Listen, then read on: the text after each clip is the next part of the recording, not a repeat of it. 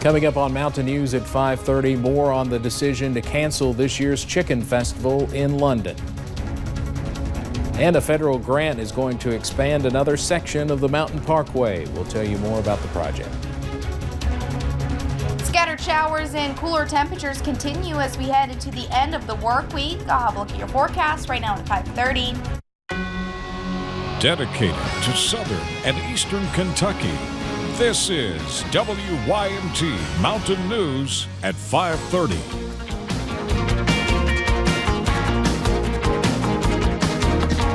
Good evening, I'm Steve Hensley. Today, Governor Andy Beshear was back with a coronavirus briefing. 170 new cases were announced in Kentucky, bringing the total number of confirmed cases to nearly 13,000 at 12,995.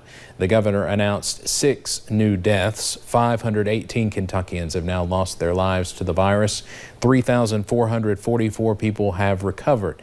Governor Beshear also announced he is issuing a letter of intent for a state-based healthcare exchange similar to Connect, which you might remember was dismantled by former Governor Matt Bevin. The new exchange would start on January 21st. We've also learned of several new cases across eastern Kentucky again today. I want to read this just in from the Cumberland Valley District Health Department. There are 3 new confirmed cases in Clay County, and among the cases reported this week, 2 are employees at IGA in Manchester. Also, a case reported on Monday is an employee of the Clay County Detention Center. And there are 3 new confirmed cases in Jackson County and 1 probable case. And among the recent cases, 6 in Jackson County are associated with Anvil Holiness Church, and 16 are associated with Big Hill Holiness Church. That just coming in from the Cumberland Valley District Health Department. Many health departments have reported a spike in numbers across eastern Kentucky this week, and we'll have more later tonight on that. Well, hundreds of people went to Frankfort today in hopes of finally getting help to retrieve their unemployment. Several people say they have not been paid in weeks or even months, and some said they were told as many as 600 were in line by 9:30, just 30 minutes after the session started. I've been standing here for about half hour, and I just heard that they're sending people home with a list of names for callback. We talked to some people who said after waiting in the long lines, they would finally be getting paid tomorrow. Others still left with more questions.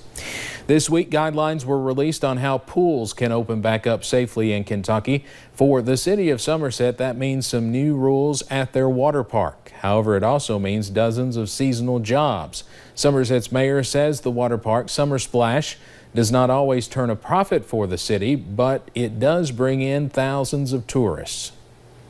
It's good for our restaurants, it's good for our hotels, and so it's really a community-minded park. Our hope, of course, is that it doesn't cost the taxpayers extra money, but if it breaks even, it's a good year, and with the fixed overhead that we have, being able to open it for 6 to 8 weeks is certainly helpful. The state is allowing pools to reopen on June 29th with lots of new guidelines. The capacity for pools will also be limited based on their size. President Donald Trump says he wants Americans to get another stimulus payment. From police reform to coronavirus to the election, our Washington Bureau Chief Jacqueline Paula Castro interviewed President Trump today one-on-one. I asked President Trump about some of the biggest issues facing our local communities. We met here at the White House just outside the Oval Office. The president was relaxed and optimistic.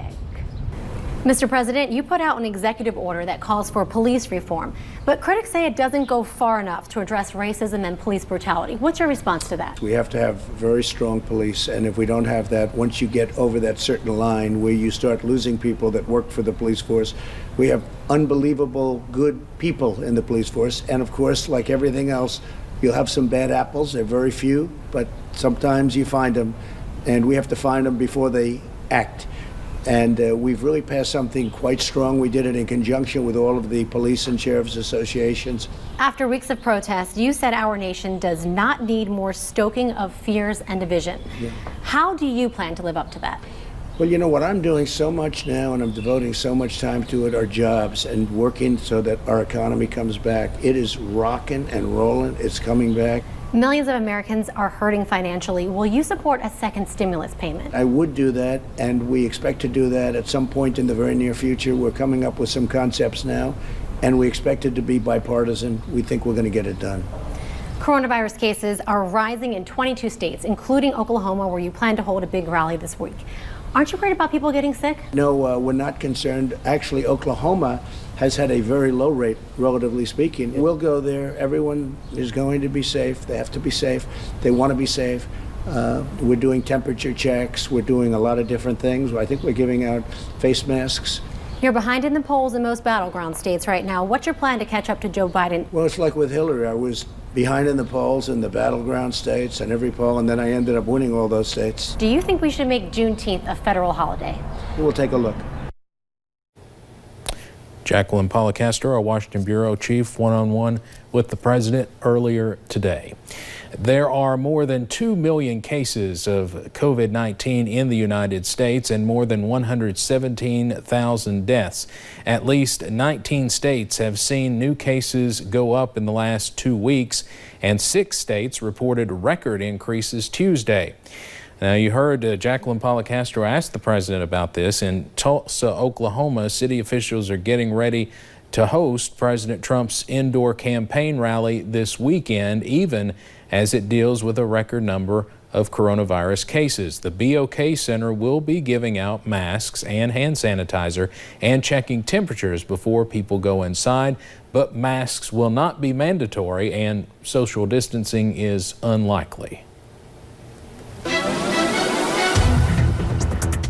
And we've seen the beautiful, really gross weather today. I almost said beautiful skies, just wishful thinking here at home. But it's just been a kind of nasty day across the mountains. We'll go ahead and take you up to some of those cameras, though, as we look up into the National Weather Service over into Jackson. Those gloomy skies, really, we've seen those throughout the day. Scattered rain chances at times. Most of those have been on the lighter side throughout the day. Haven't had to deal with those heavy rain chances. I guess that's the plus side for today. US 119, US 23 in Jenkins looking a little bit on the wet side over there. So if you are headed out a little bit later this evening into tonight, just take it easy. Those roads are a little bit on the slick side. Pinpoint Doppler not showing a whole lot of rain, but we're kind of still seeing that misty rain across the mountains. So Pinpoint Doppler probably not picking all of that up, but overall it's just still really gloomy out there. A lot of us have struggled to even get into the 70s today. Most of us have been into about the mid to upper 60s, 70s down into the Cumberland Valley. A little bit warmer though back towards Lexington and Louisville, where they've seen a lot more sunshine compared to what we've seen. We're going to continue to see those gloomy conditions though and cooler temperatures heading into the next couple of days, but summer's approaching. The first day of summer this weekend, or Saturday actually, and it is going to feel a little bit more like summer. I'll have a look at that forecast coming up in a little bit. All right, thank you, Paige. The World Chicken Festival in London celebrates the legacy of Colonel Sanders and Kentucky Fried Chicken. This year would have marked the 31st year, but due to COVID-19, it is now canceled. WYMT's Lacey Roberts talked with coordinators of the festival about their tough decision. As the decision to cancel events across Kentucky continue to grow, the World Chicken Festival is now added to that list. As a coordinator, it really honestly saddens me to have to cancel that. Kelly Burden is the current coordinator of the festival.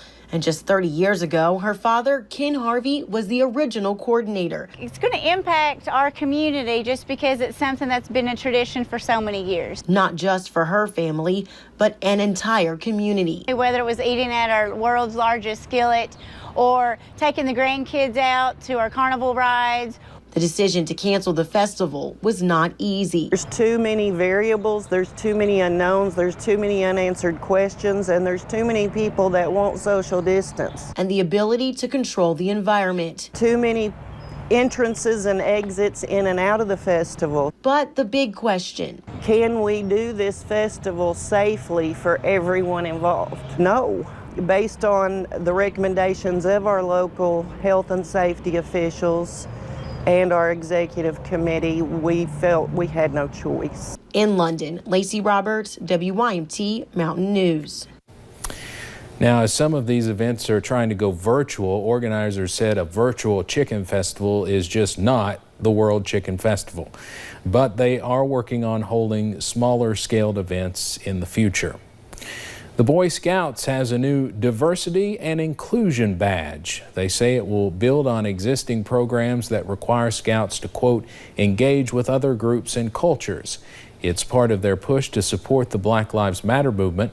In a statement today, the Boy Scouts of America said Eagle Scouts will be required to get that badge.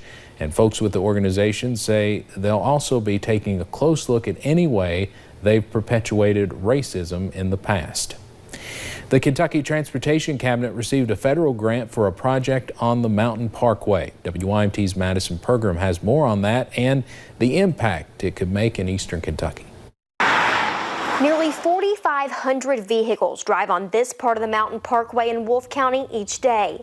I was 9 years old. I can remember when they came through and built the road. A $55 million grant is now going towards an 11-mile expansion, turning the 2-lane road into 4 lanes. The mountains were largely isolated before the construction of the Mountain Parkway years ago, and it periodically needs extending and upgrading. And this $55 million will help do that. Eddie Nickel grew up near the Mountain Parkway and travels it frequently, saying not only will it be safer, but reduce traffic time. It would better the road, and the traffic would get in and out of eastern Kentucky much better. Leading to what many officials hope for, economic growth. Hopefully industry will take a look at Wolfe County in particular and see that we are a really good logistical point, with the possibility of providing jobs. It's really good for the local economy, and nothing is better for the local economy, with the possible exception of tourism, than road construction. Impacting Kentuckians and people who live right in the area. It's great. It's great for eastern Kentucky to see all the progress that's been taking place right lately, working on the Mountain Parkway east and west here. Expanding lanes and opportunity. In Wolfe County, Madison Pergram, WYMT Mountain News. Now, the Wolfe County segment is expected to be completed by June 2027. Coming up on Mountain News at 5:30, tips on how to use credit cards to your advantage. And the scattered rain chances continue over the next few days, but nicer weather moves in for the weekend. I'll look at that forecast coming up.